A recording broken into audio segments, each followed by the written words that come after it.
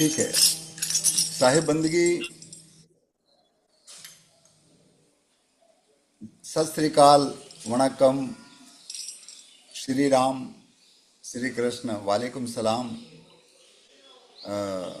आदेश, जो आपको अच्छा लगे।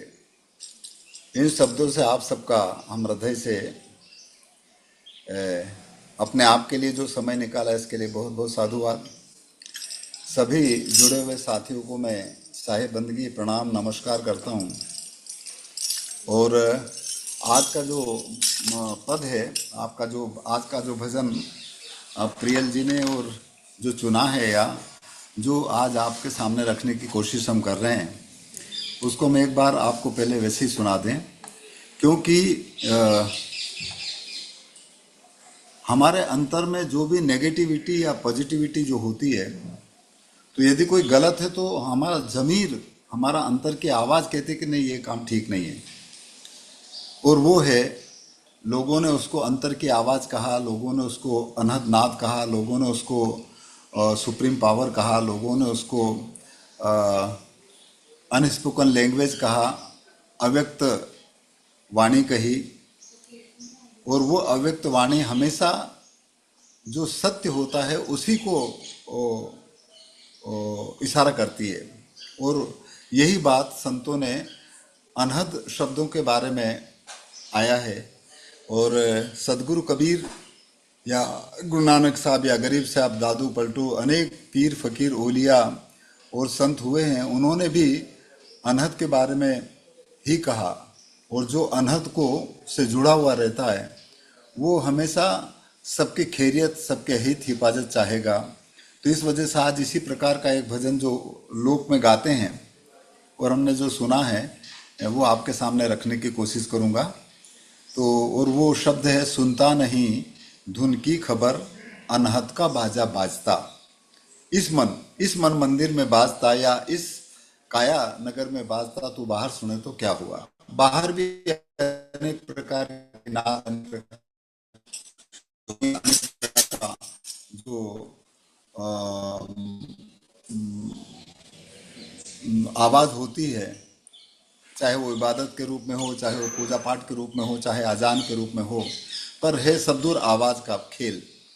तो वो कहते हैं कि इस मन मंदिर में, इस शरीर के अंदर जो इंसान उस नाद को सुनता है, जो उस अनहद को सुनता है, वो वही यथार्थ है। और उसकी वजह से वो अनहद यदि सुनता है तो वो अनहद सबके अंदर है। इसलिए वो ये समझता है कि इसमें और मुझ में कोई फर्क नहीं है। और हमारे बीच में जो भी चाहे धर्म की, मजहब की, जाति की, संप्रदाय की, लिंग की, देश की, भाषा की, बोली की, पहनावे की जो दूरियां बन जाती है, वो दूरियां फिर ऊपर से नहीं, अंतर से वो सोचता है कि ठीक है, ये तो शरीर एक खिलौना है, शरीर एक बंगला है, शरीर एक पूजा का स्थल है उसका, या उसका ठहरने का स्थल है, वो हो सकता है, परंतु उनको चलाने वाला एक है। तो इसलिए ये पद है, मैं एक बार आपको वैसे ही सुना देता हूँ। ये इसके अंतरे, इसमें वो कहते हैं कि सुनता नहीं धुन की खबर, अनहद का बाजा बाजता, इस मन मंदिर में बाजता, तू बाहर सुने तो क्या हुआ। इसमें पहला अंतरा जो हमने जिनसे सुना और जो बुजुर्ग लोग गाते थे, वो कहते कि क्योंकि लोग नशा बहुत करते हैं, तो इसलिए वो कहते हैं कि नशा कौन सा करना चाहिए। तो वो कहते हैं कि गांजा, अफीम और पोस्ता, भांग शराबे पीता, एक प्रेम रस शाखा नहीं, अमली हुआ तो क्या हुआ। तू नशे वाला बन गया, परंतु यदि तेरे अंदर प्रेम नहीं है, तेरे अंदर सद्भाव नहीं है, तेरे अंदर दया नहीं है, करुणा नहीं है, तो ये जितने नशे हैं वो क्षणिक होंगे, उतर जाएंगे, और इस नशे के मार्फत तन का, मन का, धन का, सबका हास होगा। इसलिए कहा है कि गांजा, अफीम और पोस्ता, भांग शराबे पीता, एक प्रेम रस चाखा नहीं, अमली हुआ तो क्या हुआ। जिसने प्रेम का रस चाख लिया, वो जितने नशे हों उन सब नशों से ऊपर है। और वो नशा ऐसा है जो कभी घटता नहीं है, वो निरंतर बढ़ता है। और वो प्रेम का है, वो नाद का है, वो शब्द का है, वो धुन का है। और उसकी खोज के लिए, उस नशे की खोज के लिए, या उस सत्य की खोज के लिए लोग अनेक प्रकार से जहाँ जहाँ जाते हैं। तो इसमें दूसरा अंतरा ये है कि काशी, गया और द्वारका तीरथ सकल भरमत फिरे, और गांठी न खोली कपट की, तीरथ गया तो क्या हो। लोग तीरथ करते हैं, पूजा पाठ करते हैं, व्रत करते हैं, सब कुछ करते हैं, अच्छी बातें करना चाहिए। परंतु ये सब करने के बाद में भी यदि अंतर में किसी प्रकार की गांठ है कि ये ऊंची ऊंची जाति का, ये नीची जाति का, ये औरत है, ये आदमी है, हम इस देश के हैं, वो उस देश का है, हम गोरे हैं, ये काले हैं, मैं धनवान हूँ, मैं इतना पदवान हूँ, तो समझिएगा कि ये जो गांठ बनी हुई है ईगो की, अनेक प्रकार के विषयों की, तो फिर चाहे कितने ही तीर्थ व्रत कर लो, चाहे कितना ही पूजा पाठ कर लो, चाहे कितने ही व्रत उपवास कर लो, या कितने यज्ञ तप कर लो, कोई वो यथार्थ नहीं है, वो सार्थक नहीं है, और वो केवल भटकना है, भ्रम है। तो इस वजह से वो कहते हैं कि काशी गया और द्वारका तीरथ सकल भरमत फिरे, और गांठी न खोली कपट की, तीरथ गया तो क्या हुआ।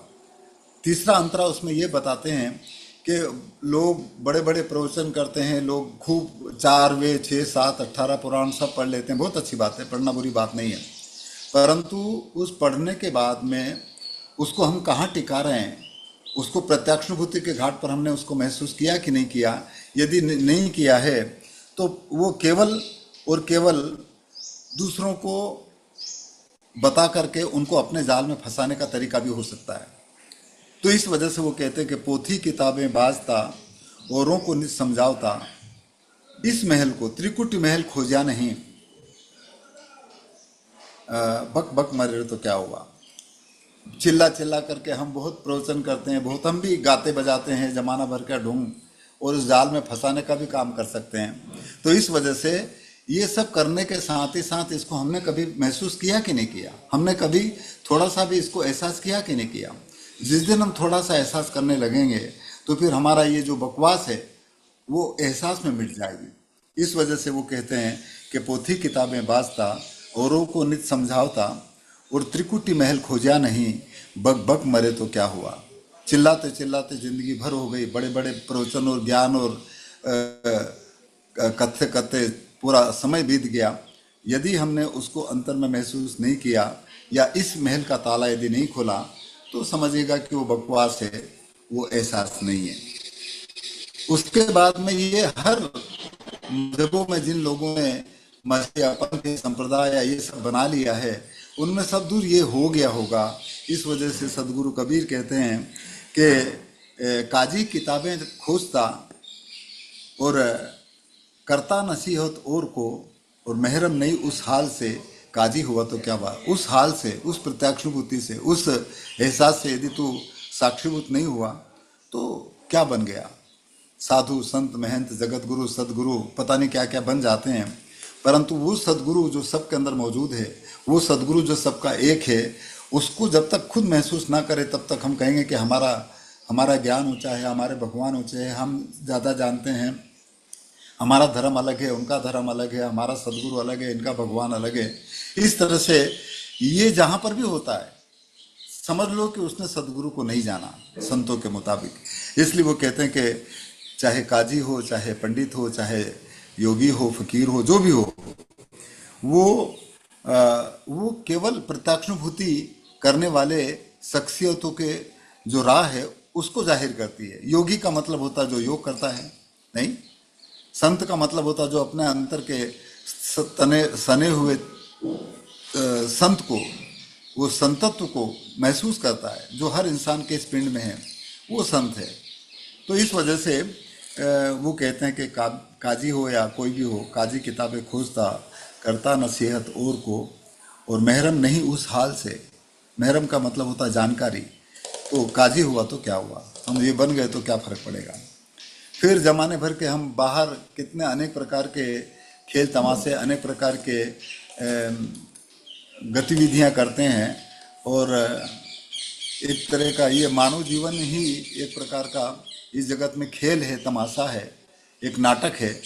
तो ये नाटक चाहे खेलते रहो, परंतु जब तक प्रेम की बाजी इंसान नहीं खेलता है, जब तक सरलता की, जब तक सहजता की, जब तक आत्मीयता की बाजी अपने जीवन में नहीं लगाता है, तब तक दूसरी बाजियां सब होती है, वो चाहे ज्ञान की हो, चाहे वो ध्यान की हो, चाहे वो योग की हो, चाहे पूजा की हो, चाहे पाठ की, ये कहा है। तो इस वजह से वो कहते हैं कि शतरंज चौपड़ गंजिफा, एक मर्द, ये नर्द लिखा हुआ होगा किताबों में, परंतु वो मर्द है, एक मर्द है बदरंग की, सच्चा ताकतवर वो है जो इन अलग अलग रंगों के अंदर अलग अलग प्रकार के खेलों में जो फंसा हुआ है, उससे क्या होगा, बाजी न लाई प्रेम की। ये सब जितनी बाजी खेल लें, बाजी ये भी है मानव जीवन के अंदर अनेक प्रकार के क्या कहना चाहिए, अनेक प्रकार की जो ऊंचा नीचा दिखा करके या अनेक प्रकार को अपने दायरे में फंसा करके जो चालबाजी है, उससे हम जुआ, जैसे जुआ को कहते हैं ना कि कदम कौन, ये महाभारत में वो उनको जो अपनी पत्नी को जुए पर लगा दिया। अब बताओ, ये तो हालत है, और इन शास्त्रों में ये लिखा गया। अब वो किनको लगाया होगा, चाहे इस पिंड के अंदर जिन खोजी व्यक्ति ने यदि मान लो अपने ऊपर घटित करके कहा होगा, तो द्रौपदी, अब वो इधर की द्रौपदी भी हो सकती है, पांचों पांडव की। तो ये भी हो सकता है कि हमारे जो 5 सेंसेस है, इन 5 सेंसेस की एक सुरती है, इन 5 सेंसेस का काम करने वाली पत्नी एक ही है, सुरती। चाहे वो इधर है तो हम रूप वाली सुरती में फंसेंगे, हैं इधर है तो शब्द वाली सुरती में फंसेंगे। तो इन 5 पांडवों की जो एक सुरती, तो जिन्होंने इसको दाव पर यदि लगा दिया, उन्होंने दाव पर लगा दिया था, इसी वजह से द्रौपदी को कृष्ण आकर के उन्होंने उसकी रक्षा करी। कृष्ण ने कबीर, इस शरीर के अंदर, इस काया के अंदर जो नाद है, जो सुंदर सी आवाज है, जो सुंदर सी धुन है, जो कृष्ण की बांसुरी के द्वारा वो अपनी ओर इंगित करते हैं, उससे वो जुड़ गए, ताकि उसकी, वो थकते थकते भी खींचते खींचते हार गया और उसकी सुरक्षा और रक्षा हुई। तो इस वजह से वो कहते हैं कि शतरंज चौपड़ गंजिफा, एक मर्द है बदरंग की, बाजी ने लाया प्रेम की, और जुआ खेला तो क्या हुआ, या खेला जुआ तो क्या हुआ। बाहर के आवरण करने से वो परमात्मा खुश होगा, ये कबीर साहब का संदेश नहीं है। जब तक मन नहीं रंगाया, एक भजन आपने सुना होगा, मन नहीं रंगाया रंगाया कपड़ा। हम बाहर से कपड़े लाल पीले सफेद काले जो भी पहनना है, हरे पहन लेते हैं, ताकि मालूम पड़े कि अच्छा अच्छा ये संत है, या ये गृहस्थ है, या त्यागी है, या ये। और अंदर का कपड़ा या अंदर का जो है वो तो बदला ही नहीं, तो क्या मतलब है। तो इसीलिए यहाँ पर उन्होंने ये कहा है कि जोगी दिगंबर सेवड़ा, कपड़ा रंगे रंग लाज से, और वाकिफ नहीं उस रंग से, कपड़ा रंगे तो क्या हो। वो रंग जो सबके अंदर एक है, वो रंग जो सबके अंदर एक जैसा है, और वो रंग नहीं है। वो रंग ऐसा है जिसमें मिलाओ वैसा, पानी तेरा कैसा रंग जिसमें मिलाओ ऐसा। पानी को यदि हम सफेद कहें तो सफेद, उसके अंदर चूना डाल करके फिर पूछेंगे तो क्यों अब कैसा रंग है, तो क्या हाँ यार ये सफेद है, और उसके पहले, तो उसके पहले वाले जिसमें चूना नहीं मिला हो, उसको उसका रंग क्या है। और वो रंग है आपके नूर का, वो रंग है आप और हम सब के अंदर चलाने वाली वो सुप्रीम पावर का, वो रंग है उस नाद का, वो रंग है उस अनहद का। इस वजह से यहाँ पर जोगी बन जाते हैं, कोई दिगंबर बन जाते हैं, सेवरा, जो अनेक प्रकार की जो परंपराएं हैं, उस सत्य के साक्षानुभूति के लोगों ने हठ योग के द्वारा और अन्य तौर तरीकों से जो खोजने का प्रयास किया, वो उनकी साधना का पक्ष है। परंतु ये सब करने के बाद भी यदि हम अंतर से उस नाद से, अंतर से उस सत्य की सेण से यदि नहीं जुड़े, तो फिर ये धोखा हो सकता है। इस वजह से वो कहते हैं कि जोगी दिगंबर से उड़ा, कपड़ा रंगे रंग लाल से, और वाकिफ नहीं उस रंग से, कपड़ा रंगे तो क्या हुआ। सब रंग पानी से हुआ न सब रंग पानी के माए, और कौन रंग है नीर का सो मैं देव बताए, ये कबीर कहते हैं। ये ना, आप विचार करिए कि हम सबको चलाने वाला जो जीवात्मा है, उसका क्या रंग है। उसको हम रंग के अंदर नहीं बांध सकते, उसको हम जाति धर्म मजहब या लिंग भेद में नहीं बांध सकते, इतनी गहराई तरीके से इन संतों ने अपनी बातें रखी, तो इस वजह से वो यहाँ पर कहते हैं। इसलिए अंतिम में कबीर कहते हैं कि मंदिर झरों के रावटी, गुलचमन में रहते समा। गुलचमन, वो चमन जो इसके अंदर है, ये जो शरीर रूपी एक सुंदर बगीचा है, वो शरीर रूपी एक सुंदर अजब शहर है, वो शरीर रूपी एक परमात्मा का मंदिर है। उस मंदिर में यदि तूने इन झरोकों के मार्फत ऊपर चढ़ करके उसका एहसास यदि नहीं किया, तो बताओ फिर क्या मतलब रहा। तो इसलिए वो अंतिम में कहते हैं कि मंदिर झरों के रावटी, गुलचमन में रहते सदा, और कहे कबीर ये है सही, घट घट में साहिब रमला। हर इंसान के घट में, चाहे वो कोई धर्म का हो, कोई जाति का हो, कोई मजहब का हो, कोई देश और दुनिया का हो, और खाली मनुष्य नहीं, पूरे जीव मात्र में। इसलिए कबीर केवल मनुष्य की बात नहीं करते, कबीर जीव मात्र की बात करते हैं। और जीव मात्र की बात ही नहीं करते, वो सबके खैरियत और सबकी हिफाजत की बात करते हैं, सबके अंदर प्रेम और सद्भाव के साथ मिलाने का काम करते हैं। इसीलिए वो कहते हैं कि झाड़ बिंद और जीव चराचर में फूल रहा मेरा साईं, और जहां देखूं वो रीता नाही, सब घट रहा समाई, मेरी आंखों में लालन छाई। तो इस तरह से सदगुरु कबीर का जो संदेश है वो है जो वो सबकी खैरियत चाहते हैं। वो किसी हिंदू की नहीं, किसी मुसलमान की नहीं, किसी आदमी की नहीं, किसी औरत की नहीं, किसी और किसी पंथ या संप्रदाय के नहीं, पूरे जीव मात्र की। इसलिए वो कहते हैं कि इन सब की खैरियत है, और उनकी खैरियत वहां पर चाहते हैं जो बड़े बाजार है, यानी इस भौतिक संसार के अंदर रह करके उनकी खैरियत जो चाहे, वो सच्चा संत है, वो सच्चा महंत है, वो सच्चा जगत गुरु है, वो सच्चा सदगुरु है। तो इस वजह से वो कहते हैं कि इस मंदिर, शरीर रूपी मंदिर के झरोखे से तू उसको झांक, उसको देख, उसको महसूस कर, जहाँ पर बहुत सुंदर गुलचमन, इतना सुंदर बगीचा है, इतना सुंदर सी आवाज है, इतने सुंदर सी नाद है, उसको तो सुन तो सही। और वो नाद केवल और केवल हमको केवल सत्य का ही संकेत करती है। यदि हम किसी के साथ कुछ करते हैं तो उसके बाद में वो उसको नकार देती है। तो इस वजह से ये बात है।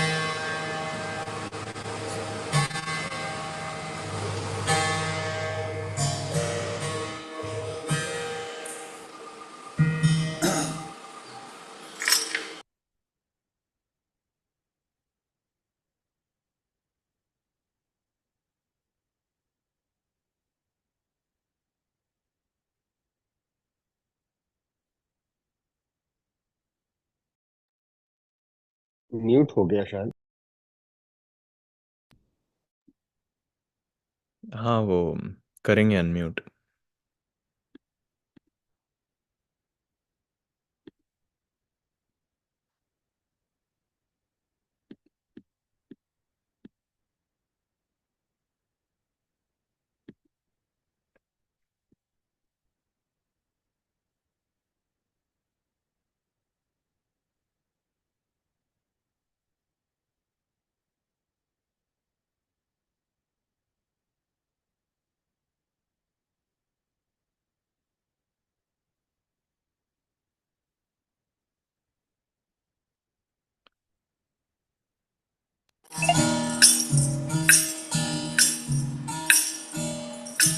साथी है इसमें।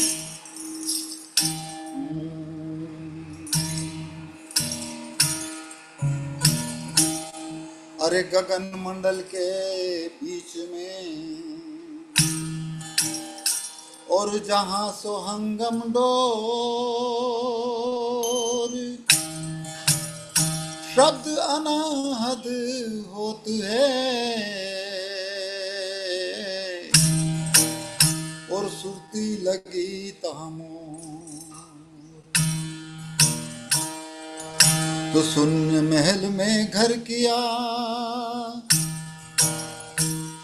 शून्य महल में घर किया, ने बाजे शब्द रसाल,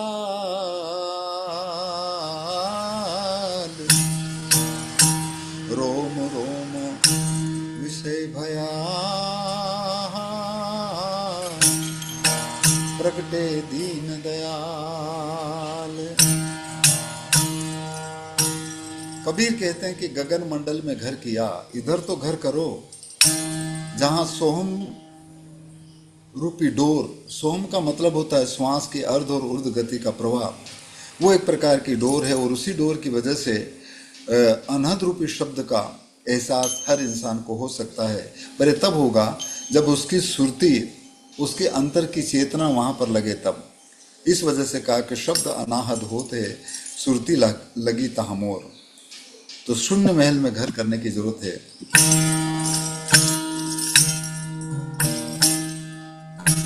अरे गगन मंडल के बीच में न जहां सोहंगम डोर,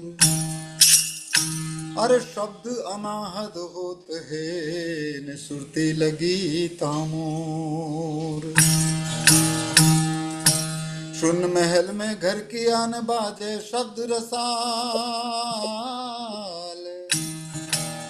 रोम रोम में प्रगट भया तो प्रगटे दीन दयाल।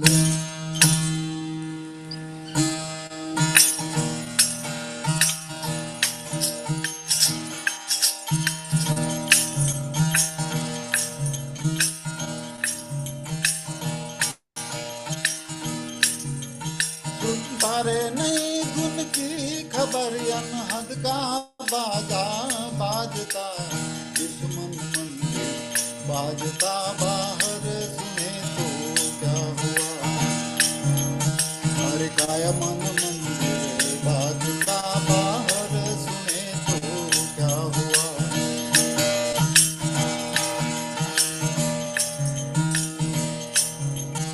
अरे गांजा अफीम और पोसता, भांग शराबे पीवता, एक प्रेम रस का था नहीं अमली हुआ तो क्या हुआ। एक प्रेम रस का था नहीं अमली हुआ तो क्या हुआ। धुन तारे नई धुन की खबर अनहद का बाजा बाजता, कायमन मंदिर बाजता बाहर सुने तो क्या हुआ। रसमन मंदिर बाजता बाहर सुने तो क्या हुआ।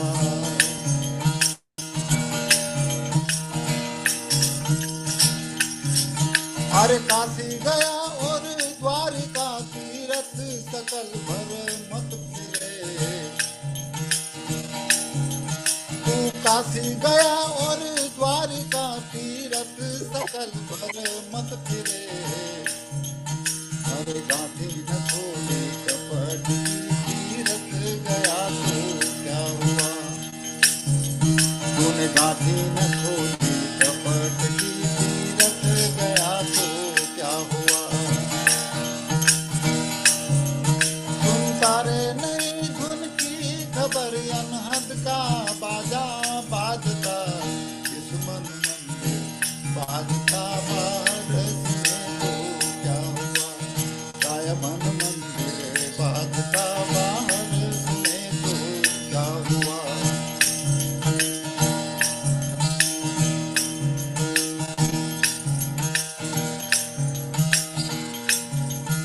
अरे पोथी किताबें बाजता औरों को नित समझावता, त्रिकुट महल को या नहीं बक बक मरे तो क्या हुआ। त्रिकुट महल को या नहीं बक बक मरे तो क्या हुआ। सुन तारे नई धुन की खबर अनहद का बाजा बाजता, दुश्मन मंदिर बाजता बाहर सुने तो क्या हुआ।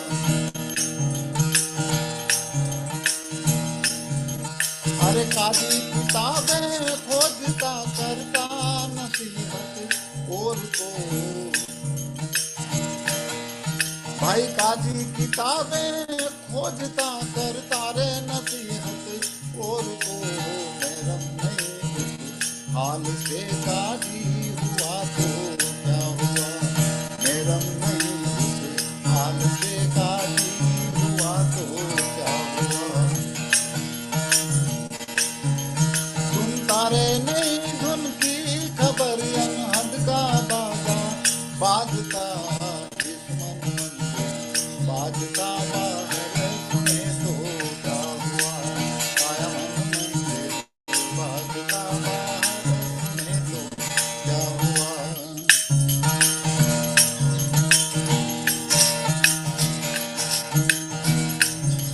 सतरंग चौखड़ गंज का एक मर्द है बजरंग की बाजे मिलाए प्रेम की खेला रे दुआ तो क्या हुआ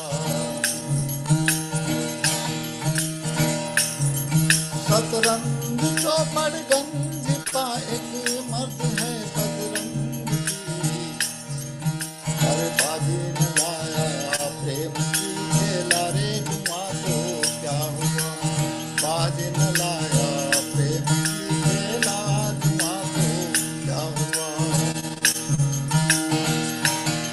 सुनता रे नहीं धुन की खबर अनहद का बाजा बाजता इस मन मंदिर बाजता बाहर सुने तो क्या हुआ काय मन मंदिर बाजता बाहर सुने तो क्या हुआ अरे जोगी दिगंबर सेवड़ा कपड़ा रे रंगे रंग लाल से वाकिफ नहीं रंग से कपड़ा रे रंगे तो क्या हुआ हाँ जोगी दिगंबर सेवड़ा कपड़ा रंगे रंग लाल से वाकिफ नहीं रंग से कपड़ा रे रंगा तो क्या हुआ तारे नहीं उनकी खबर अनहद का बाजा बाजता इस मन मंदिर बाजता बाहर सुने तो क्या हुआ काय मन मंदिर बाजता बाहर सुने तो क्या हुआ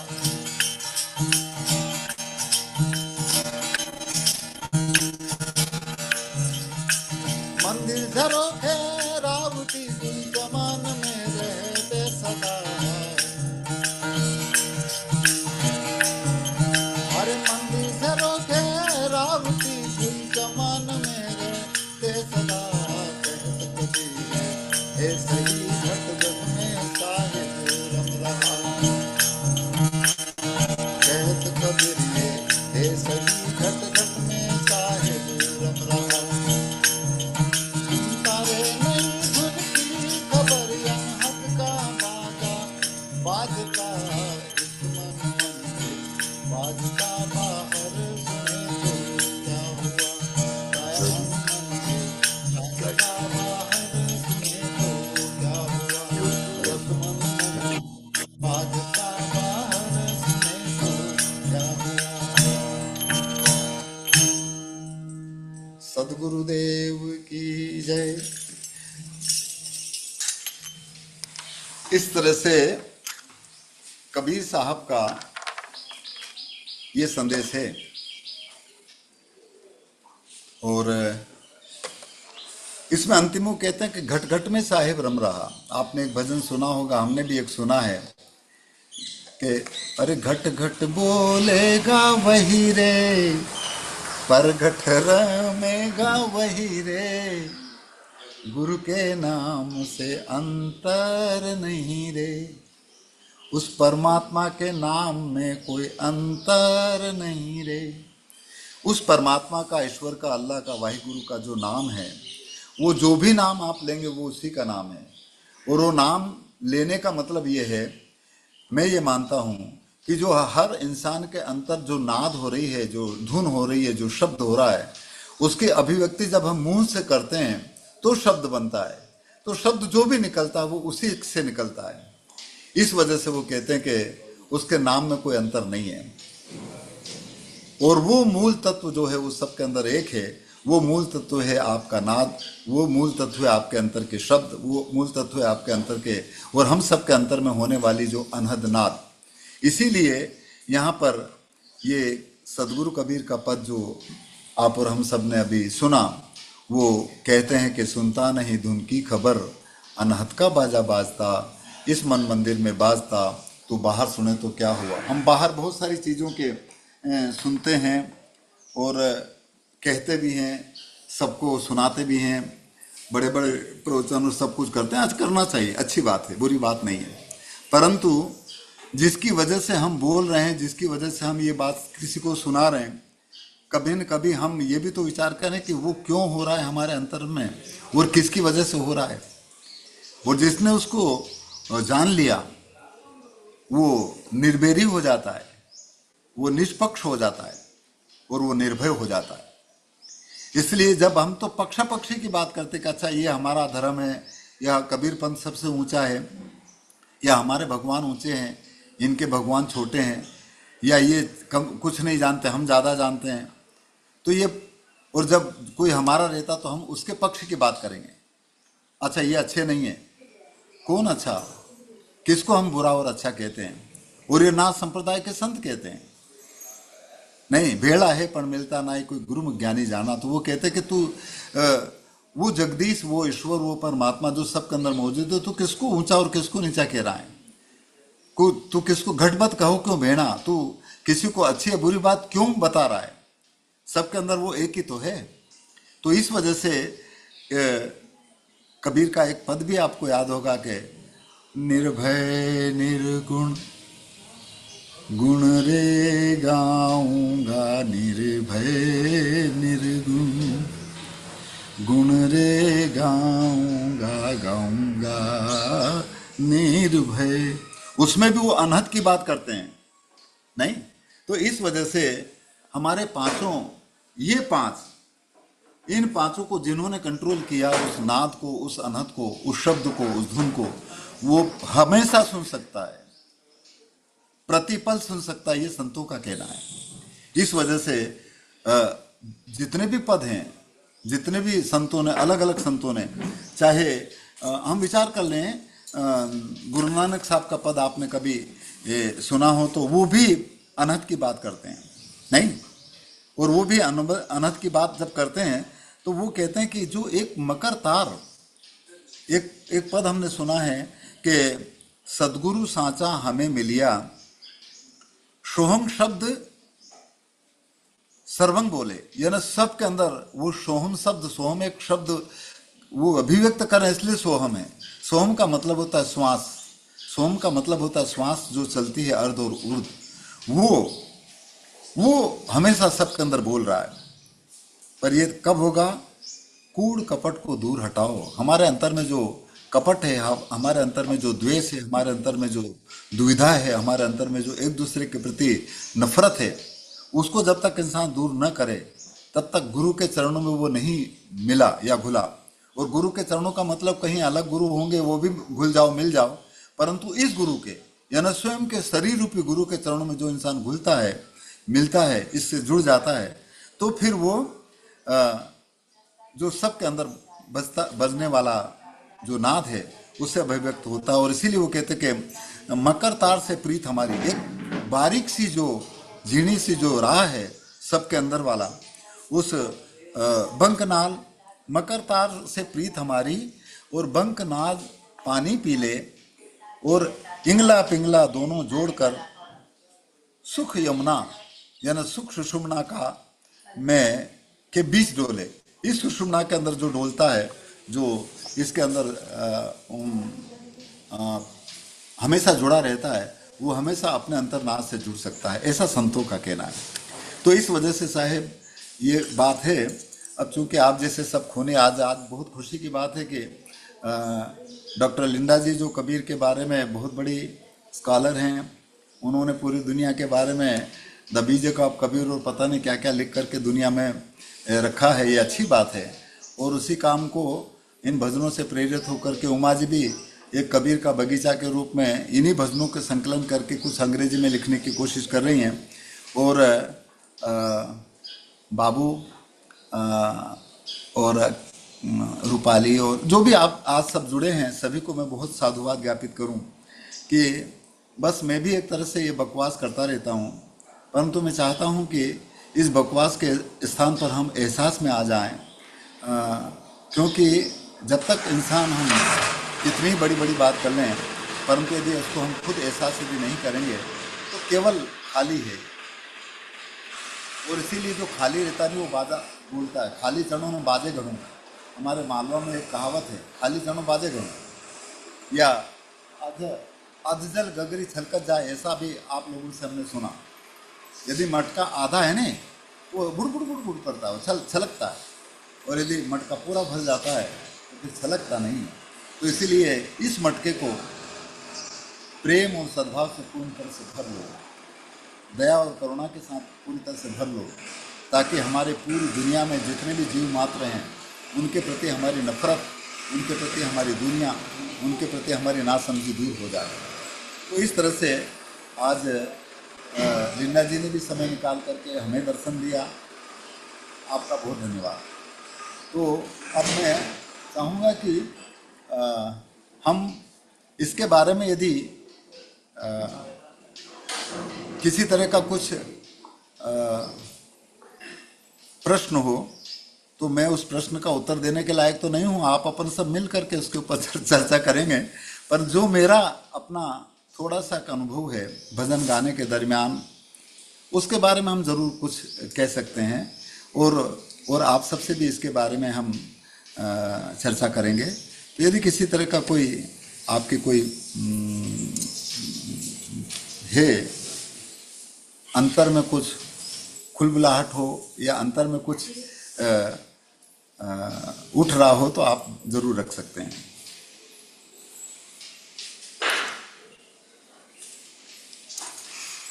रखिए।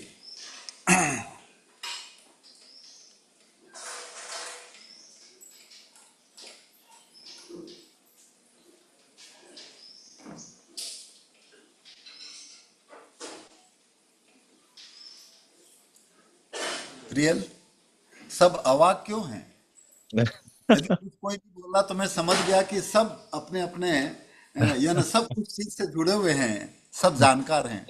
तो इस वजह से आप जैसे जानकारों के बीच में हमारे जैसे ना समझ को समझ पैदा हो जाए, इसके लिए कुछ कहिए।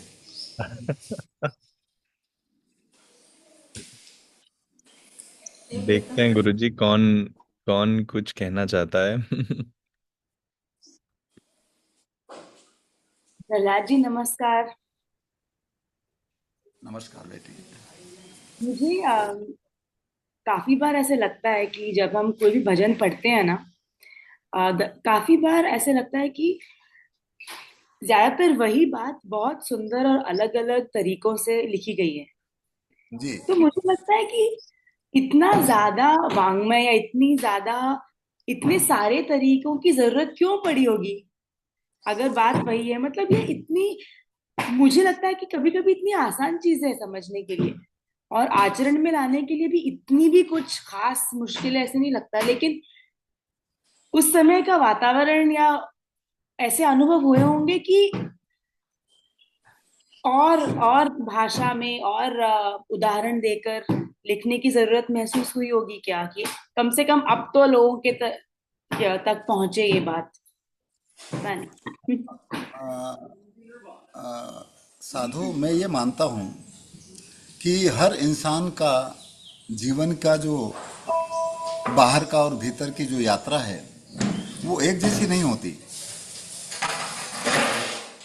क्योंकि हर इंसान ने खोजने का जो तरीका है, किसी चीज को महसूस करने की जो युक्तियां हैं, वो अपने अपने तौर तरीके से जिसको अच्छी लगी उन्होंने उसको इजहार किया। किसी ने योग के मार्फत किया, किसी ने पूजा पाठ के मार्फत किया, किसी ने व्रत के मार्फत किया, किसी ने जंगल में घुस के जाकर में किया, किसी ने बिल में घुस करके किया, किसी ने अग्नि के ऊपर बैठ करके करने की कोशिश करी। अब उनको इन तरीकों से अंतिम में जो महसूस हुआ होगा, उसके बाद में उस रास्ते को तो सबने बताया। तो इस वजह से जो भी संत साधक पीर फकीर ओलिया हुए, उन्होंने अपने जीवन की जो भी रहनी को समझिए, गहनी को समझिए, उनके व्यक्तित्व और कृतित्व को समझिए, उसके मुताबिक उन्होंने जिया।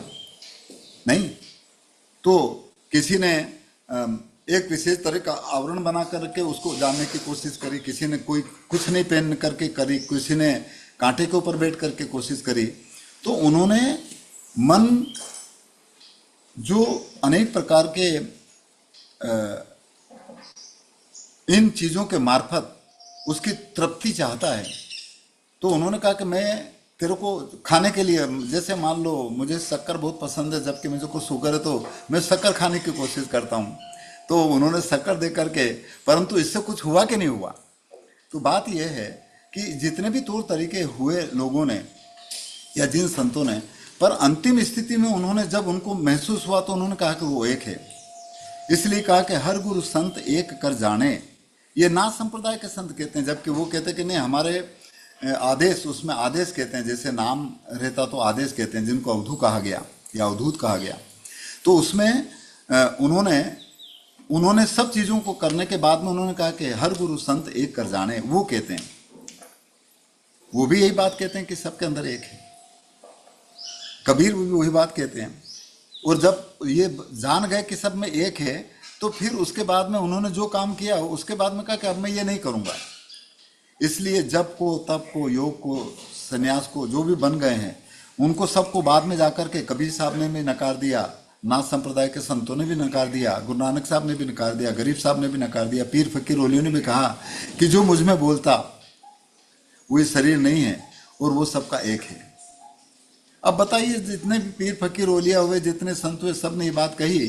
तो उन्होंने शुरू में जो अपना तरीका अपनाया होगा, भाई वो तरीके की बात जिस तरीके से अपना करके आखिरी में जब उनको समझ में आया तो वो अपनी बात रखेंगे। तो अपने को ये दिखता है कि ये तो अलग अलग है, परंतु जब एक है। अब यदि समझ आने के बाद में उसको समझ में आ गया कि अरे ये तो ये है, तो ये सब क्यों है, तो समझ आने के बाद वो कह रहा है कि ये सब करने की क्या जरूरत है, सब सब एक ही तो बात कर रहे हैं।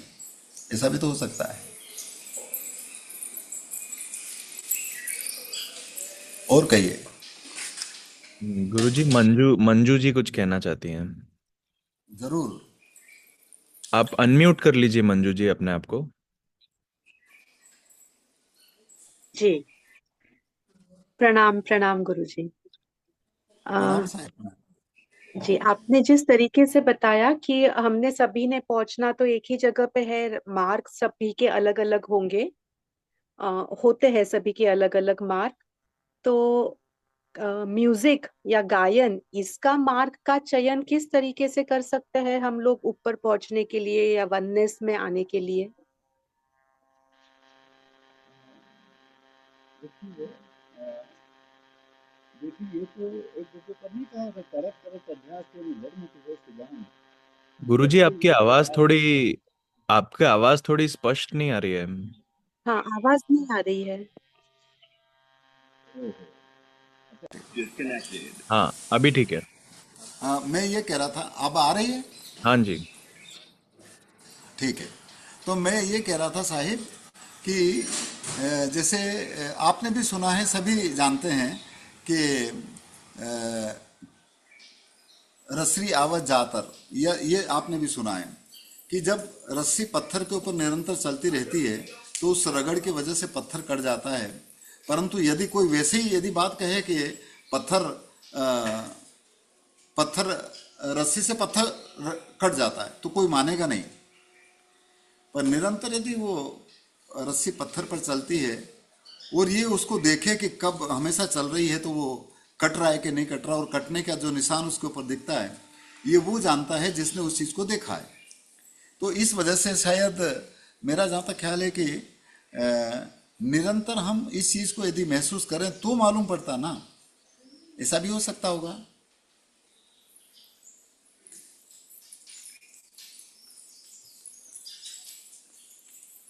जी जी। तो अ, तो जैसे हम लोग अलग अलग जो मार्ग का चयन आपकी करते हैं आवाज नहीं आ या रही हो है। भी जाता है। हेलो, अभी आवाज आ रही है? हाँ हाँ, मुझे आ रही है मंजू जी। गुरुजी, मेरी आवाज आ रही है हाँ आपको? हाँ। हाँ, अब आ रही है। हाँ, बोलिए मंजू जी। हाँ जी। तो अक्सर ये कहा जाता है कि साधना आप करें तो साधना से हम लोग जो परमात्मा को प्राप्त कर सकते हैं या वननेस में जा सकते हैं, अलग अलग नाम है उसके जो भी। तो ऐसे ही जो अलग अलग मार्ग है उसमें से जैसे नृत्य भी एक मार्ग है या म्यूजिक भी एक मार्ग है। तो इस मार्ग पे थोड़ी सी हमें थोड़ी इस पे रोशनी डालिए कि इसका चयन जो लोग करना चाहते हैं तो किस तरीके से वो अपना सकते हैं ताकि परमात्मा को उस मार्ग से भी प्राप्त किया जा सके, उन लोगों के लिए खास तौर पर। देखिए, एक आदमी यदि किसी एक पॉइंट पर खड़ा है तो उसके चारों तरफ रास्ते हैं। उसी तरह से वो सुप्रीम पावर भी एक है, कील एक है, उसके चारों तरफ कहीं पर भी से भी लोग आ सकते हैं, या उस एक पॉइंट से इंसान कहीं से भी सब दूर जा सकता है। मैं ये मानता हूँ, यदि एक आदमी ऐसे चौराहे पर खड़ा है तो उसको ये पता नहीं है कि हमें किस दिशा में जाना है, तो पता नहीं वो किस दिशा में जाएगा, या इधर उधर एक बिंदु के चारों तरफ जो भी स्पेस या खाली जगह है, उससे उस जगह पर कौन किधर से आ जाएगा उसको भी पता नहीं है। तो इस वजह से मैं ये मानता हूँ साहिब कि केंद्र बिंदु पर आने का तो सबके अंदर एक लगन है, सबकी एक चाहत है ईश्वर से। जैसे अभी आपने कहा परमात्मा, अब परमात्मा की चाहत सबको है, परंतु परमात्मा को खोजने के लिए या परमात्मा से मिलने के लिए जो इंसान अपनी यात्रा शुरू करता है इस शरीर के मार्फत, तो बहुत सारे लोग पता नहीं कहाँ कहाँ भटकते हैं, सब कुछ भटकते हैं। और भटकते भटकते भटकते सब लोगों ने आखिर में जाकर के कहा कि खाक में हम मिले दोस्तों, खाक में घर बार मिला, पर जोगी बंदर बदर फिरे पर नहीं कोई दिलदार मिला। तो दिलदार जो है, दिलदार यानी दिल के अंदर धारण करने वाला जो सुप्रीम पावर है, वो तो हर इंसान के अपने इस दिल में है, अपने इस शरीर में है। तो जो जब तक इंसान अपने अंतर की यात्रा शुरू नहीं करता है तब तक वो अपने अंतर्नाद को कैसे सुन सकता है। जब तक इंसान अपने अंतर की यात्रा नहीं करता है तब तक वो अपने अंतर की ध्वनि को कैसे सुन सकता है। और अंतर की ध्वनि ही सत्य को इंगित करती है। हमने यदि कोई गलत काम कर लिया तो हमारा जमीर कहेगा कि देखो तूने अच्छा काम नहीं किया हो, हम कम से कम उससे प्रायश्चित कर लें।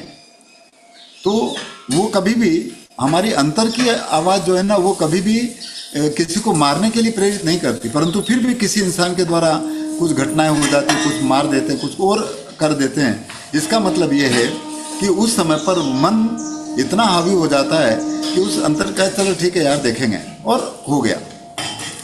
तो इस वजह से रास्ता जो है हमारे शरीर में अंतर्नाद को सुनने के भी रास्ते बहुत सारे हो सकते हैं। भाई शुरू में तो लोग पूजा पाठ करते हैं, ये भी एक प्रकार का रास्ता है, उपवास करते हैं, ये भी हो सकता है, मंदिर में जाते हैं, वो भी हो सकता होगा। परंतु इंसान बाहर है, वो बाहर जा रहा है। जब तक इंसान बाहर से अंतर की ओर ना आएगा तब तक वो एक तत्व, जो एक परम तत्व जो सबको चलाता है, पूरी दुनिया को चलाता है, पूरे जीव मात्र को सृजित करता है, उसका एहसास जब तक हम अपने अंतर में की यात्रा नहीं करेंगे तब तक शायद मेरा जहाँ तक ख्याल है कि हम उसको महसूस नहीं कर पाएंगे। जी, बहुत बढ़िया। इसी में एक और सवाल है, अभी पूछ सकती हूँ? हाँ हाँ जरूर पूछिए। हाँ ठीक है। जी, तो जैसे हम लोग कहते हैं कि जो 7 सुरों से सब म्यूजिक बना हुआ है, सारे गम पद नी, और इसके अंदर जो अर्थ अगर हम समझते हैं तो सा यानी साकार ब्रह्म है, तो उन्होंने फिर बाद में जब ऋषि मुनि को बनाया तो रे है, रे यानी ऋषभ, या ग यानी गंधर्व। तो ये जो पूरा ब्रह्मांड की रचना है सारे गम पधनी में, तो ये अक्सर हम लोग जब गाते हैं या सुनते हैं कभी कुछ, तो इसका भान नहीं होता है। तो इसके लिए और कुछ प्रयास कर सकते हैं या ये जानने के लिए और कोई रास्ता है? देखिए, आपने सारे गम पध जो 7 स्वर की बात करी, जितने ये 7 स्वर जिनने भी बनाए होंगे या शब्दों के रूप में आप और हम सबके बीच में रखे होंगे, किताबों में क्या लिखा होगा मुझे मालूम नहीं है, परंतु हमारे जो 7 इधर ये जो 7 हैं, हे 5 परंतु द्वार इधर 7 हैं, 2 2 4 2 6 और 1 7। ये 7 ही ऐसे हैं जो इंसान के अंदर ये हर प्रकार की आवाज़ या को लेना या देने का काम करते होंगे, या इन 5 इंद्रियों के द्वारा जो 7 द्वार हैं, इसी द्वार से अंतर की भी नाद बाहर जाती है या बाहर की भी नाद अंतर में आती है। वो कैसी आ रही है अंतर में जैसी आवाज आई होगी, सुनी होगी, उसी के आधार पर जितने भी वाद्य यंत्र बने या जितना भी सरगम बना या जितने भी वो जो भी बना वो है। और 7 स्वर से सत्संग मिला। सत्संग का मतलब होता है सत्य का संग या सात का संग, और इन 7 का संग जो करता है वो सत्य से जुड़ सकता है, मैं ऐसा मानता हूँ।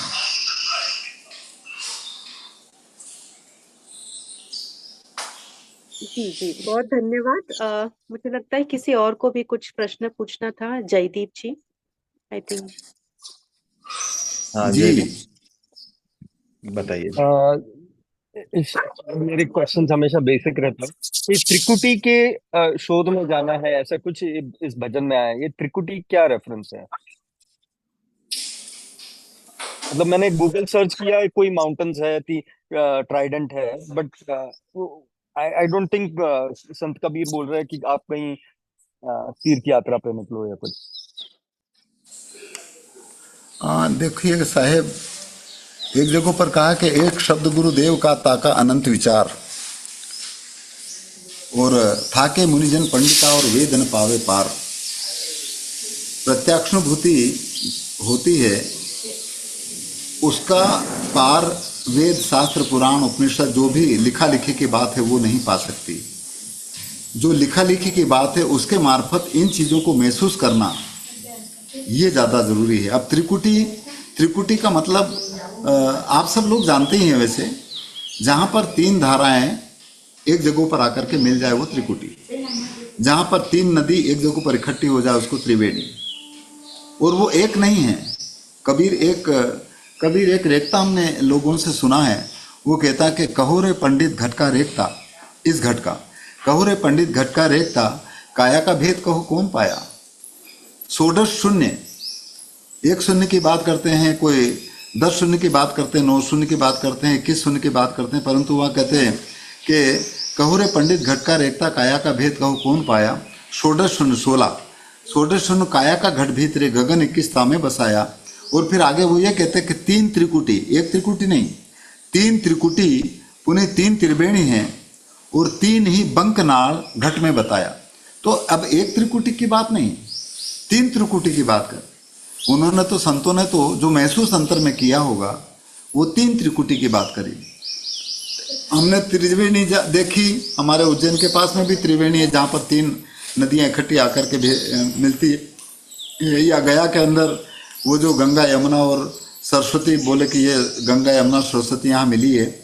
तो इस तरह से बाहरी लोगों को उन चीज़ों को दिखाने का प्रयास किया, ताकि वो बाहरी गतिविधि को हम कभी कभी अपने अंतर में भी महसूस करें या एहसास करें या खोजने की बात करें, ताकि बाहर की भटकन से हम मुक्त हो सकें। और उसका जो एहसास होना चाहिए वो हम अपने अंतर में खोज और अपने अंतर में महसूस करने पर हमारी मन की जो भटकन है शायद वो स्थिरता की ओर आ जाए। और ये तभी संभव है। 3 त्रिकुटी, अब आप जानते हैं कि त्रिकुटी लोग इधर कहते हैं यहाँ है त्रिकुटी, और यहाँ का मतलब ये है कि हमें 9 द्वारों से ऊपर उठे। इन 7 सुरों को मिला करके हम जब यहाँ आ जाते हैं तो शायद है कि वो जो एक सुंदर नाद होगी। एक जगह पर है कि 3 हो त्रिकुटी का ऊपरी। एक भजन है, मैंने सुना है, सुखरत फूल गुलाब का या सुकृत फूल सुहावना, उसमें एक अंतरा आता है कि 3 हो त्रिकुटी का ऊपरे, खुलिया सोहंग फूल। तो इस वजह से अब इधर आओ तो सही। हम केवल इस तरह से खाली बात करने से उस चीज को महसूस कर सकते हैं, ये संभव नहीं है। बातों के पकवान से किसी की मन तृप्ति नहीं होती। बातों के पकवान से धापा नहीं है, कोई एक साखी है कबीर की। तो इस वजह से इन बातों के पकवान की अपेक्षा इसको पढ़े लिखे खूब पढ़े, बहुत अच्छी बात है। कम से कम याद हो गया कि त्रिकुटी क्या है, या हम 3 त्रिकुटी के ऊपर खुलिया सोमफल में मैं भी बकवास कर रहा हूँ, परंतु क्या मैं कभी इन 3 त्रिकुटी के ऊपर उठा, या कभी मैंने इस चीज़ को महसूस करने की कोशिश करी? यदि मैंने महसूस कोशिश नहीं करनी तो बस ये खलक मिला खाली हुआ ने बहुत किया बकवाद, और बांध हिलावे पालना ने तामे कौन स्वाद। तो इसलिए पढ़ना लिखना खूब याद करना लोगों के बीच में रखना अच्छी बात हो सकती है, परंतु ये तब तक यथार्थ नहीं है तब तक हम खुद इस चीज को महसूस ना कर लें।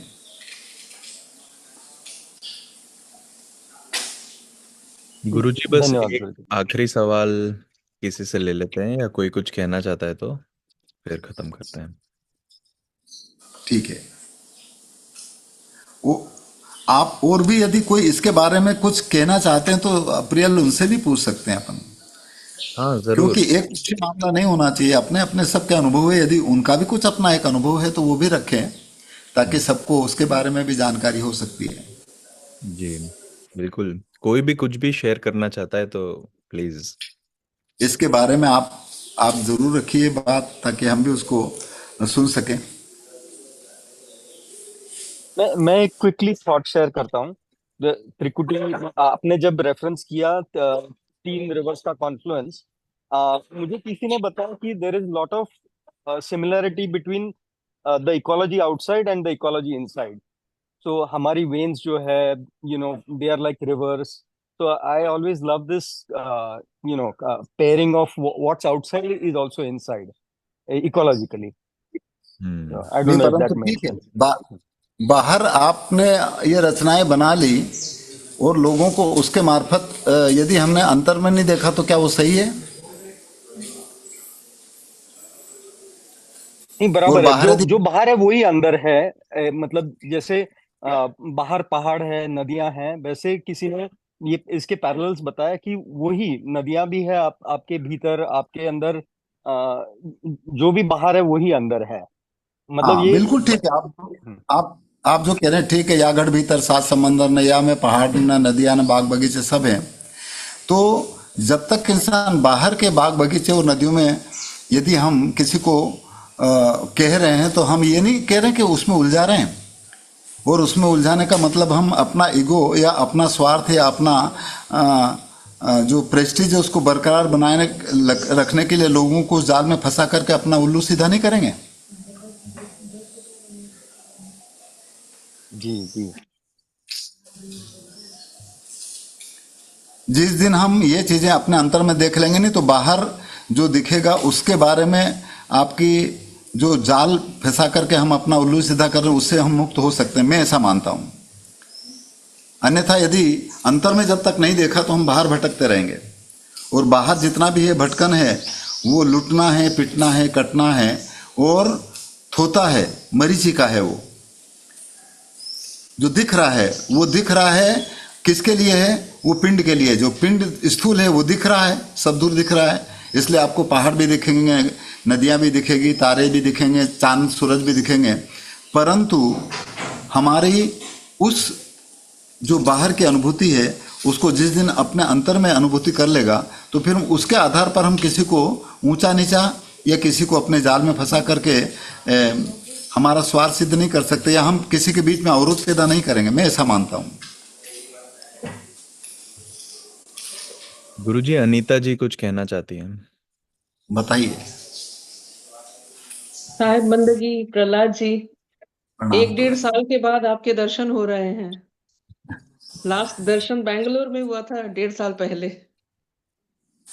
ओ, हमने बहन ये प्रियल ने, क्योंकि मुझे तो ये सब टेक्निक क्या है मुझे बिल्कुल नहीं आती, प्रियल ने कहा कि इस तरह से, तो मैंने कहा चलो इस तरह से आप सबके दर्शन हमको हो जाएंगे, ये हमारी हमारी खुशकिस्मती है।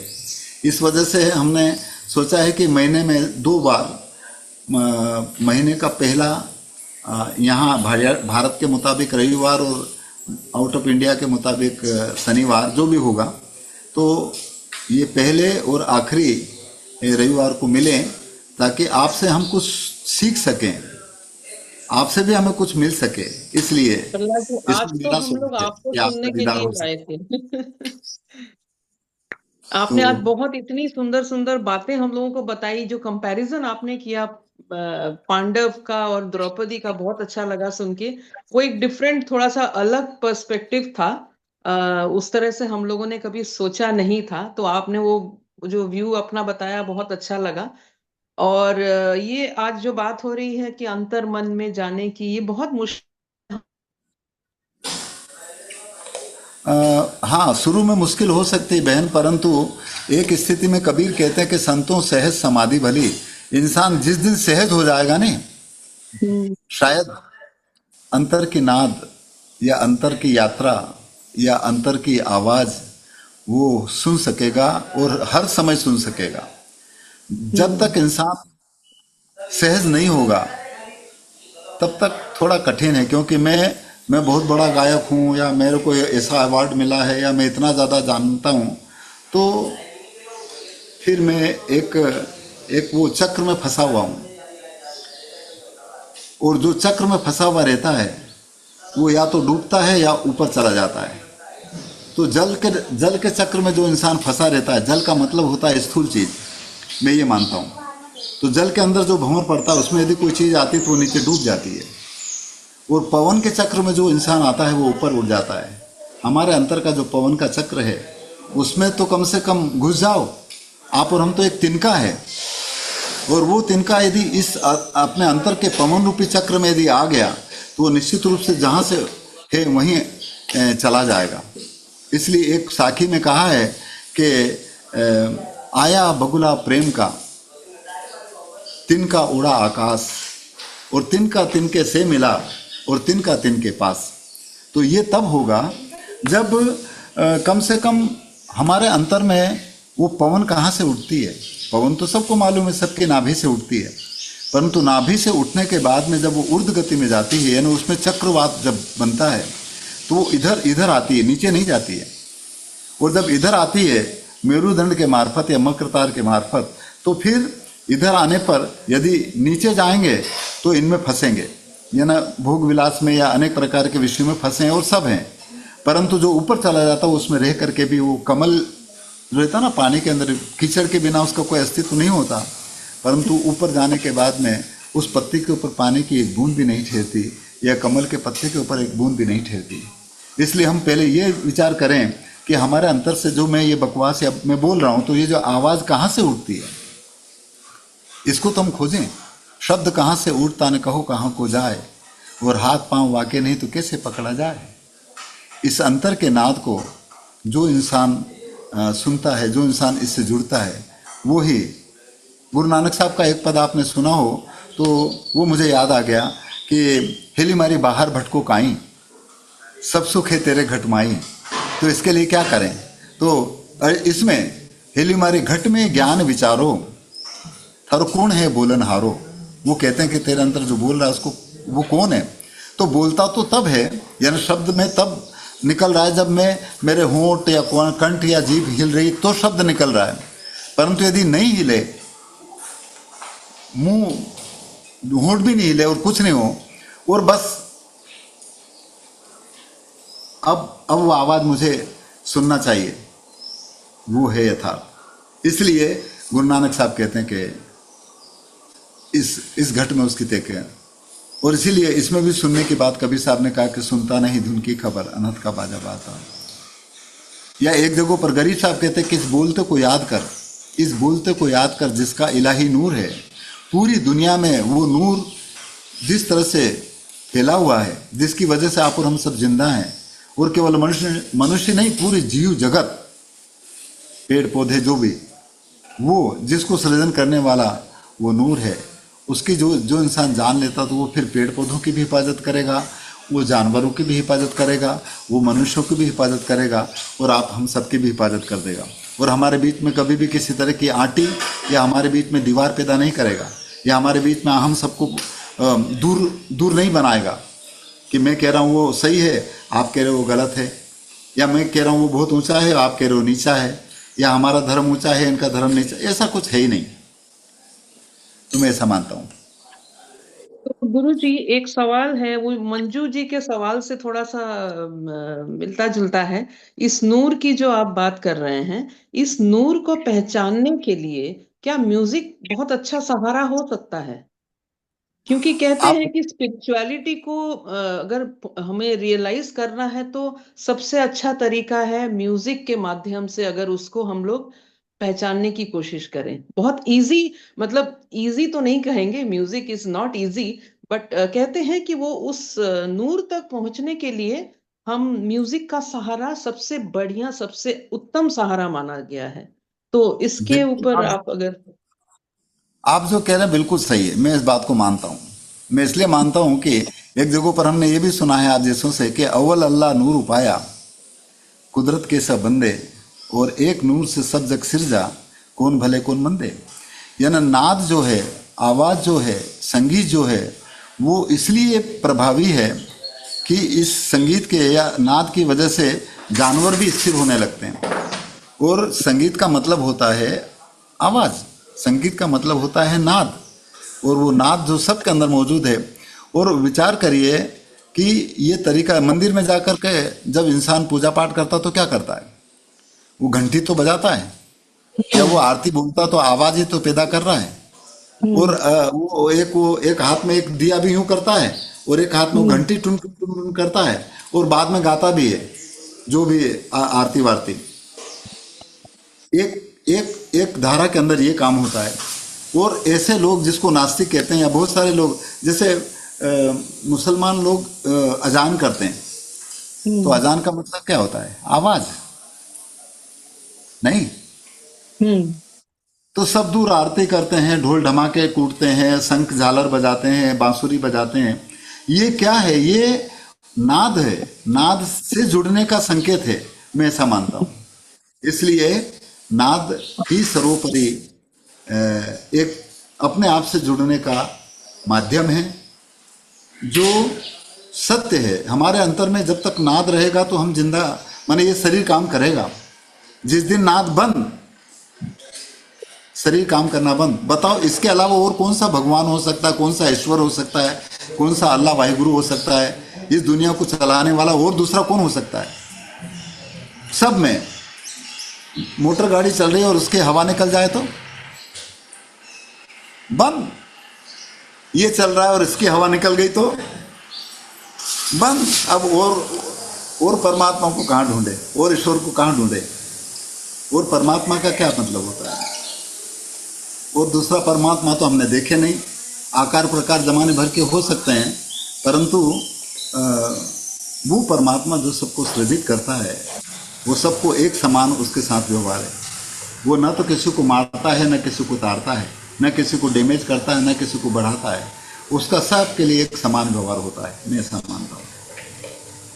बहुत गुरुजी बहुत धन्यवाद गुरुजी। आपको आज कोरोना के दिन याद आ गए। उमा जी को भी मैं बहुत दिनों के बाद देख रही हूँ। कोरोना के समय से हम लोग जब महीने में, जैसे आपने कहा, महीने में दो दिन का आप सोच रहे हैं, तो वही पुराने दिन याद आ गए।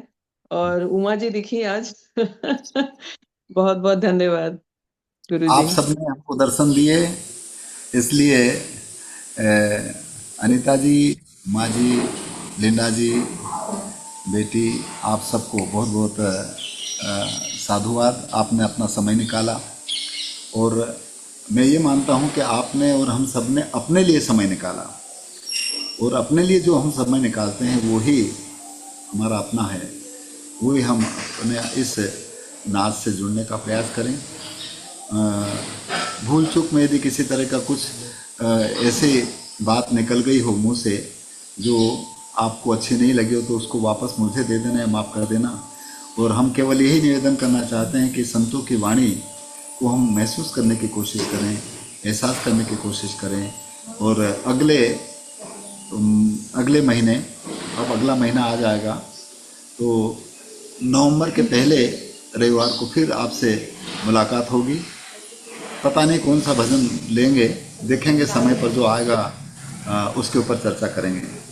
तो आप सब ने समय निकाला, आप सबका बहुत बहुत धन्यवाद, बहुत बहुत साधुवाद। और साहिब बंदगी, प्रणाम, वालेकुम सलाम, आदेश, वाहिगुरु, ओंकार, सत श्री अकाल, वणकम, जो आपको अच्छा लगे साहिब बंदगी।